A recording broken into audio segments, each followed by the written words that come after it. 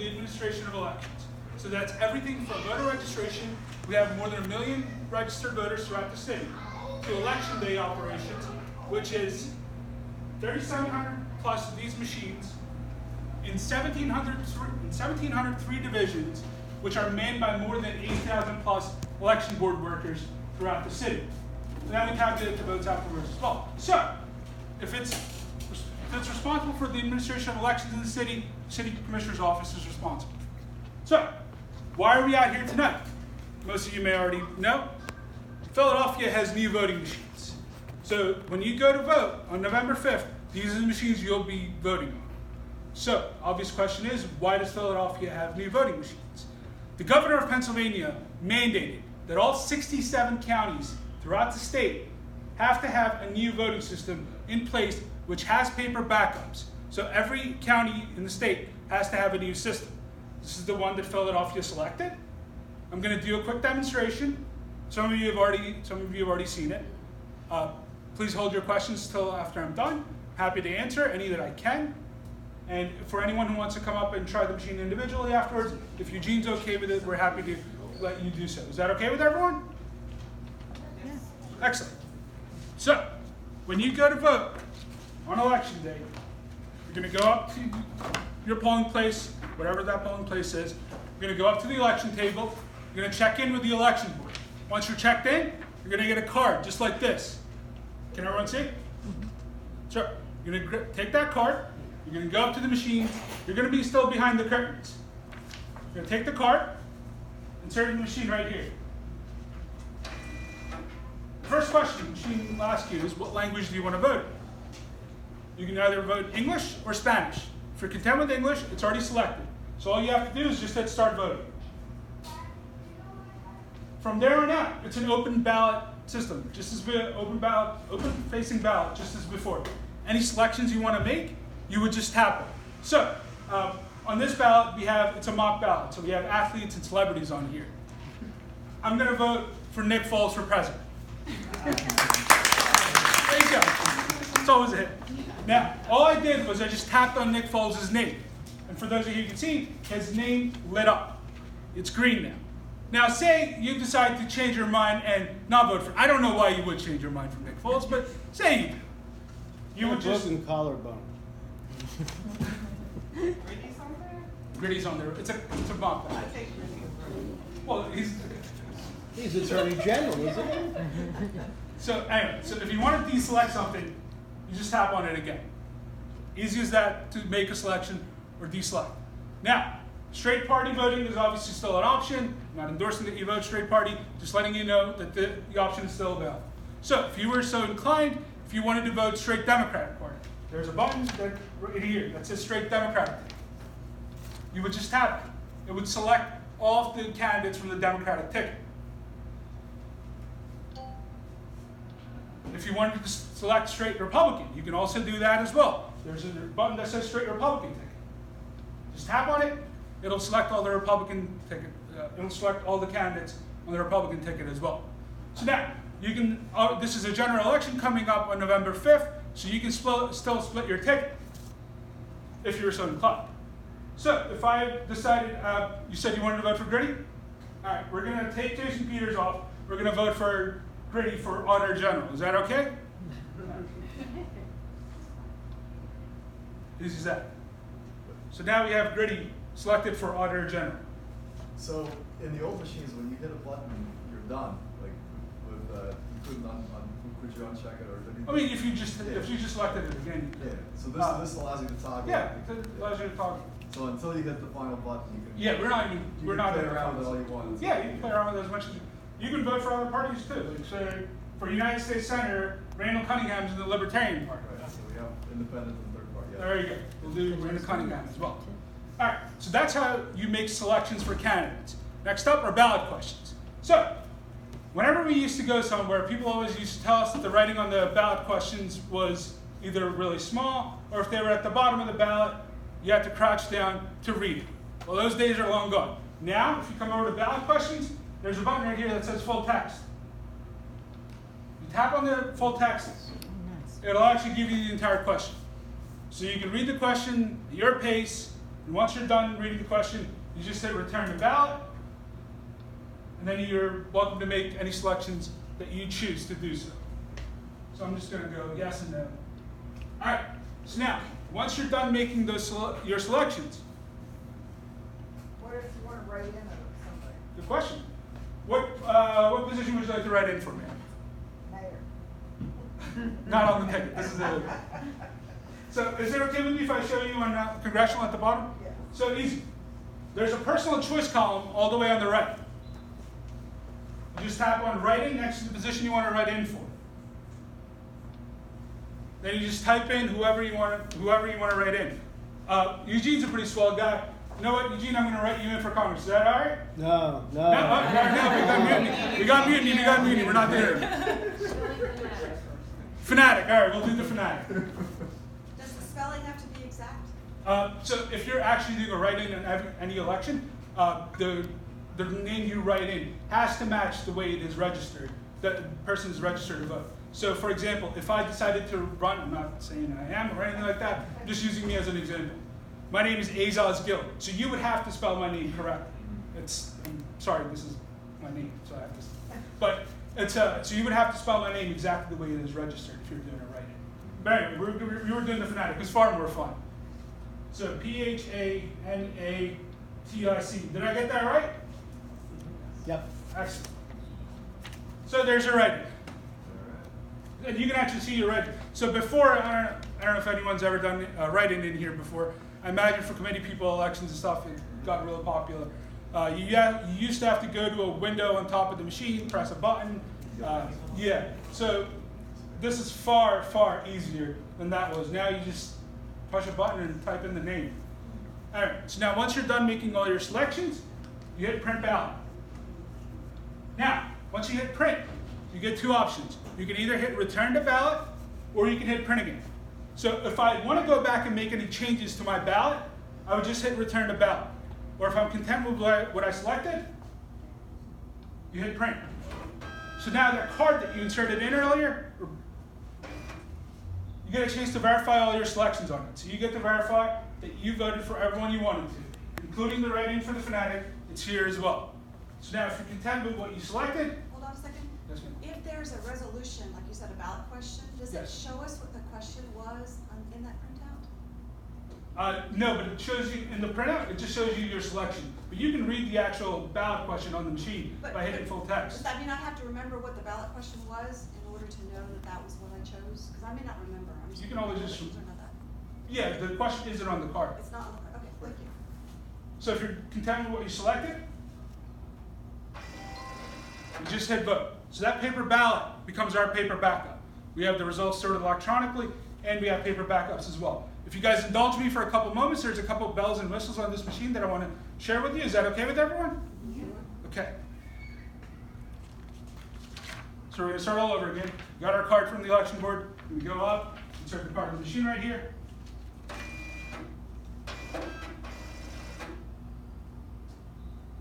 First screen, select your language.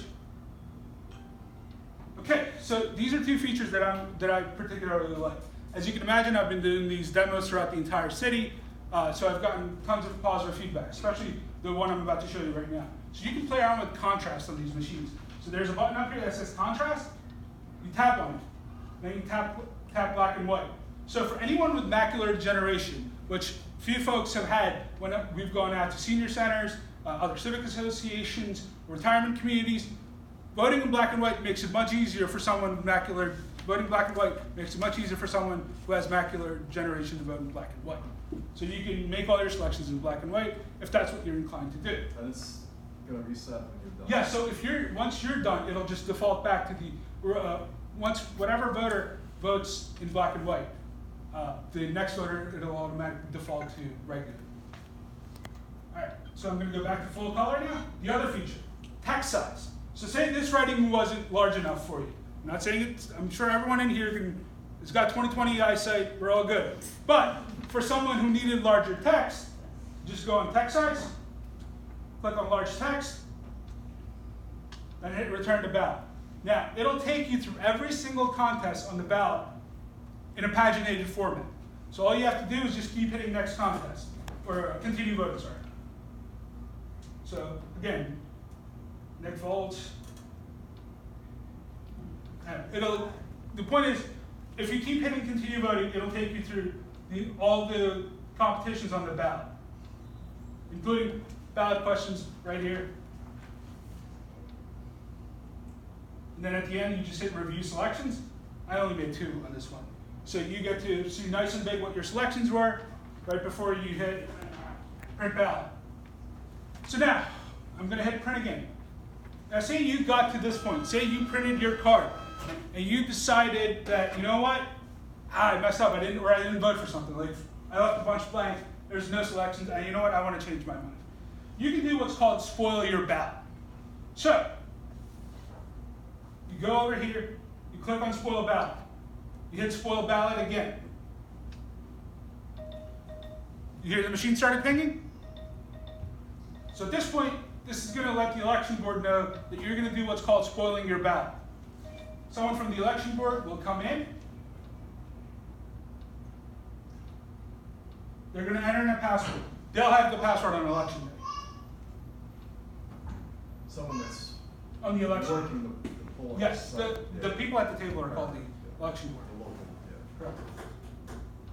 It'll ask, why are you spoiling this? The machine will ask, why are you spoiling this ballot? We're going to say voter request. So the card will come out. The election board official is going to hand this back to you. They're not going to keep it. What they're going to do is they're going to have you spoil this ballot. So you're going to first write over it or draw on it with marker, and then they're going to give you a spoiled ballot sticker. You're going to put the sticker on there, and then you're going to give it back to the election board. So once you're done spoiling, you give it to the election board. They put it in a separate envelope. That envelope comes back to us at the end of the night. And you as the voter, now, you'll just get a new card. So the first step actually would be, once you're done spoiling, they'll ask you to go to the back of the line, and then you just get a new card, and you just repeat the process all over again.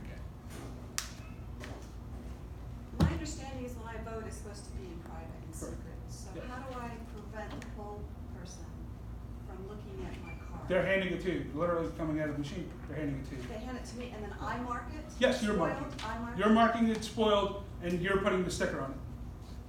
And then it just gets folded? It gets- so they yeah, don't see you- it? So here, this is where your selections are, right? Just put a spoiled ballot sticker. It'll be big enough. Just cover all your Covers it up. selections. Okay. And then you just hand it back to them to put in the spoiled Okay, document. great. Mine's, I guess, the opposite to hers, because I am a poll worker. Sure. And I know that 80% of the city is not coming to these events to see how this machine Yeah. works. Are we going to be allowed to go in and So as help long, people? the only person that cannot accompany, there's 3 people who cannot accompany a voter in the voting card. Those 3 people are your boss, your union representative, and the judge of elections.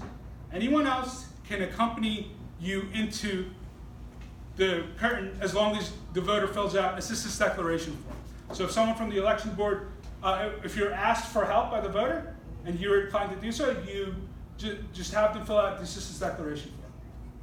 So that's usually if they're blind or deaf, or, but just for the basics of how If to they- use if the they machine, you require still help, have to do all that? You can, yes, for assistance. If you're going in with someone into the current, I would recommend filling out the assistance declaration form.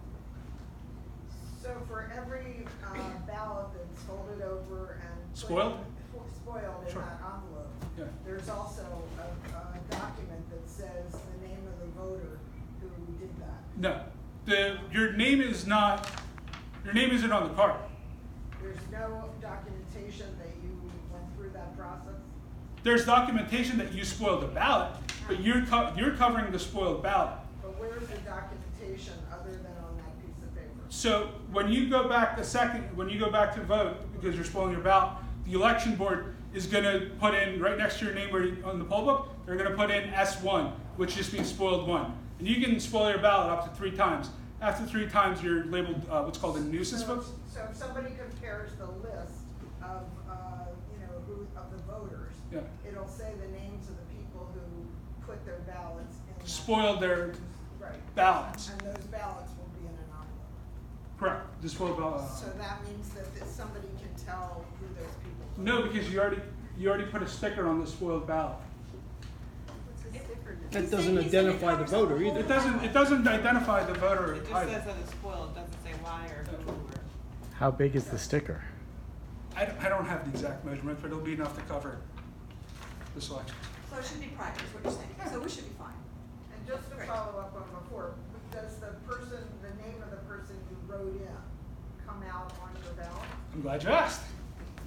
Oh, actually, this one doesn't have the Philly Fanatic, but here, I'll show you. You want to come up?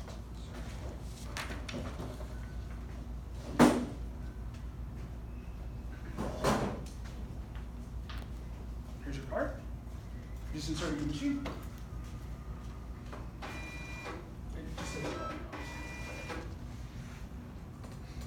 Just hit start voting. Stop it. There you go. So then, whatever office you want to do a write-in for, just click write-in. So just type in whoever you want to write in.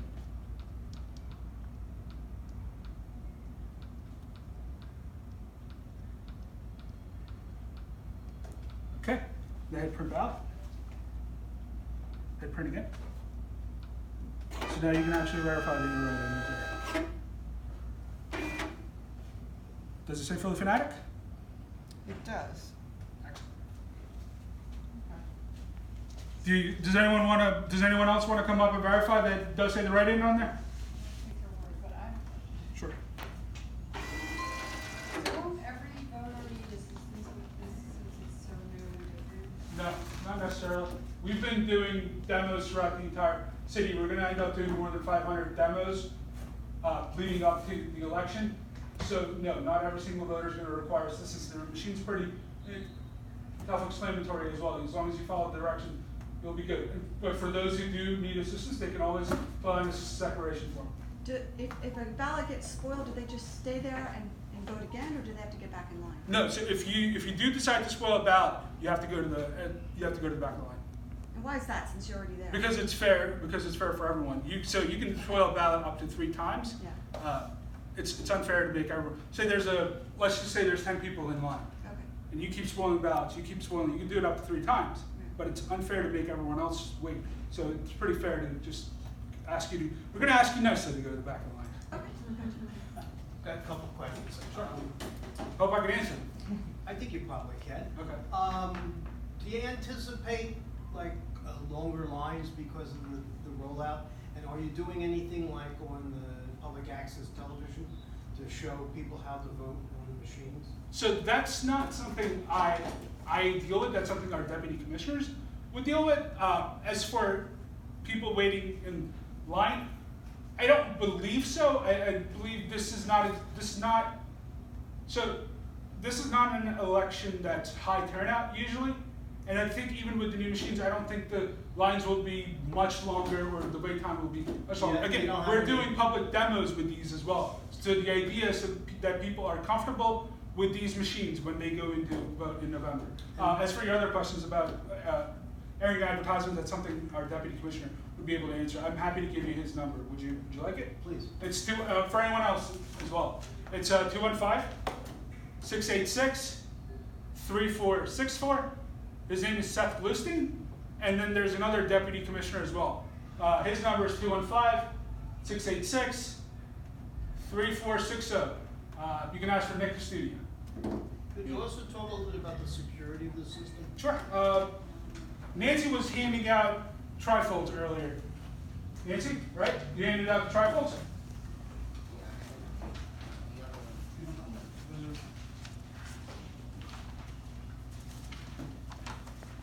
So if you go to the frequently asked sections on these, there's a question that says, how do I know the system is secure and no one can tamper with it? You can see that both the Federal Elections Assistance Commission and the Pennsylvania Department of State have certified these. And they've also had independent security consultants done tests on them as well. You mentioned that there are 2 languages. What do people who speak other languages do? So there's always a language access line. Every polling place has it. The election board has it's like a sheet, it's laminated sheet, which has access to over 160 languages. So if you do need assistance We also have bilingual interpreters at several polling places who can assist, or you can go through the language access line. Could you describe that, please? I'm sorry? Could you describe that? Describe what? The access line that you just mentioned. So there's all the election boards have a sheet. It's a laminated sheet. It has, you call the number, you tell them, the election board will tell them what language they need assistance with, and then they can put you in touch with somebody. So- all 1,703 polling places throughout the city have those sheets, and you can go through the election board. So people who don't speak Spanish and English make a phone call through the poll workers, I guess. And then an interpreter comes to the station? Yeah, so whoever Polling is place? on the other end of the language access line. Oh, so it's just a phone call. So what did they do? They walk you through it? I imagine so, ma'am. I haven't personally done it, so I don't know the exact specifics of it. You can call our deputy commissioner and ask him about the specifics. Or we also have a language access coordinator you can ask. Great. So how difficult would be to program that for every language we need? So, I don't know the specifics of that. I know the machine is actually capable of holding up to possibly 16 languages, but I don't know the programming portion of it. As of now, every polling place is only going to have those 2 languages. That is correct. Sounds quite crazy. All we've ever had. Still, That's what we've had for years. Will we still have the same amount of machines as we Yes, so always if had? your polling place if your division had 2 machines before, you'll still get 2. If you had 3 machines before, you'll still get 3. And God bless you, if you had 4, you'll get 4. So is this a done deal, these machines? As far as I know, ma'am, these are the machines that you'll be voting on November 5th. That's not the question. She asked if it's a done deal. And I answered it to the best of my ability, which is, as far as I know, these are the machines you'll be voting on November 5th.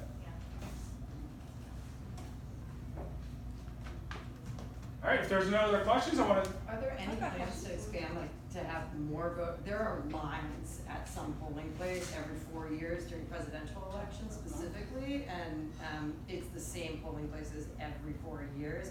Is there any effort to put additional machines at those polling places? None that I'm aware of, but that's not a question that I would. So we just be able to replaced answer. the machines we had previously with these machines? Correct, because the governor of Pennsylvania mandated that every county has to have a system with paper backups in place.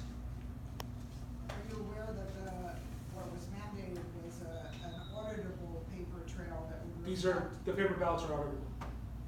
Well, I thought that the recertification had some qualifications, and they said that this had a problem, that it stacked all the votes in the order, the ballots in the order that some people voted, and that was not protecting the privacy of the people. Do you know anything about that? I haven't heard about it. So you haven't gotten any new directives since they've been recertified? I do not know of what you're speaking. Again, this is something, if you want to call our deputy commissioner, he can happy to go. I can give you the number and names again if you like, or unless you already have them. Okay. Yes, ma'am. The other counties, are they using a similar machine? Every county gets to select their own system. They have different systems. So they can select their own system. I don't know what other counties are doing. The Department of State recertified the system recently. Pennsylvania, yes, Department of Yes, State. and they acknowledge that after we see the printed card, that it goes back to the printer head, which means that the barcode, which is actually what tallies the vote, can be altered. So they have asked voters to listen for the printer to go off again. So I was wondering what you know about that. I don't know about it. That's something you would have to call our deputy commissioner about.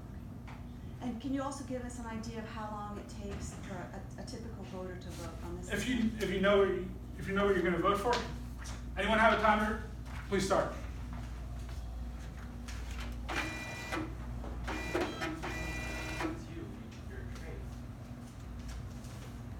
You want to come up and do it?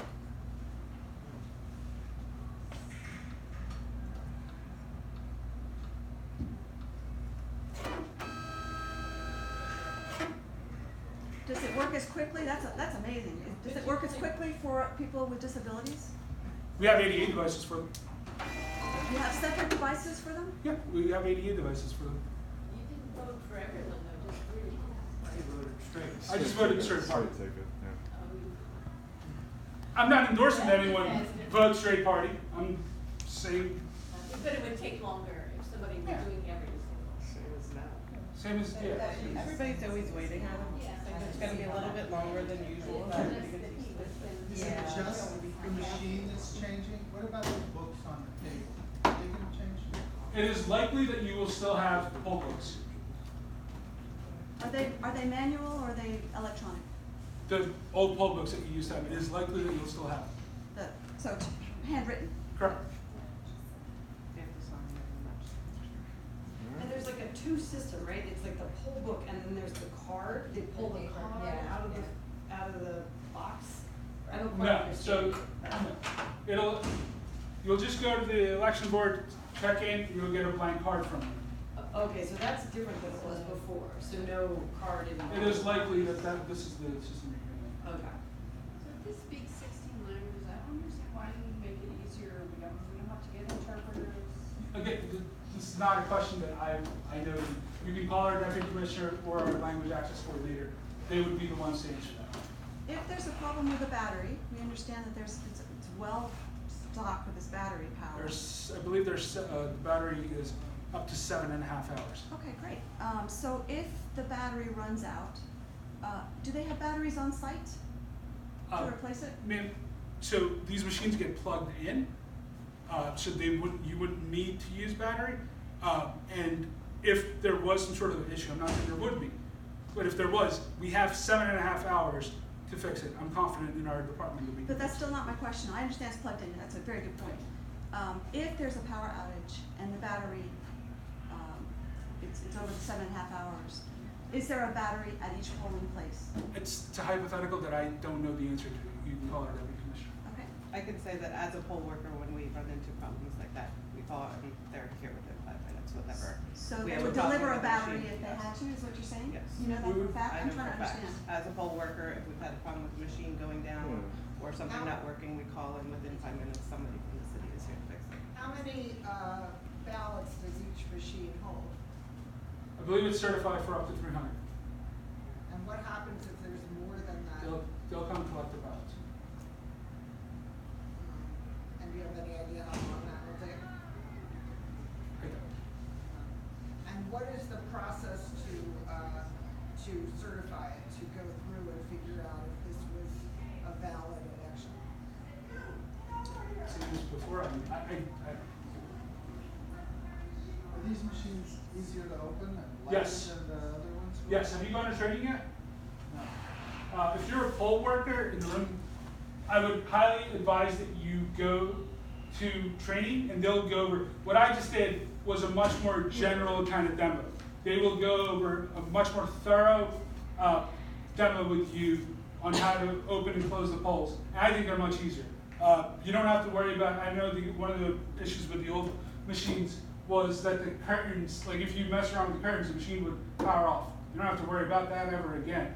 Like, you can put up the curtains, and even if you do by mistake knock them out, the curtains out or something, it's not gonna shut the machine down. Did you say it was the same weight or less than the other machines? It's higher. It's heavier, but it's easier to roll because it has 4 wheels. I don't know if you guys saw earlier, but I just pretty much moved it by myself. So, For polling places with that have two- stairs, is that difficult to So, get in? all polling places are gonna be handicap accessible. Oh, is that right? Great. So you mean there won't be any stairs? There will be another All way? polling places will be handicap accessible. As of when? As of since we had these, we can't take these machines out the stairs. Polling places have to be handicap accessible. And if they're not, they would just be put into another precinct, perhaps? Another polling place? That sounds about right. Or you can contact our polling place unit for that. I can give you their number as well, 215-686-1520. You can ask for Charlie Stroman, he's the supervisor for the polling place unit. All right, thank you very much. Anyone who wants to come up and try the machine individually, you're welcome to do so. Thank you. Unless that would take up too much room. Okay. No, you got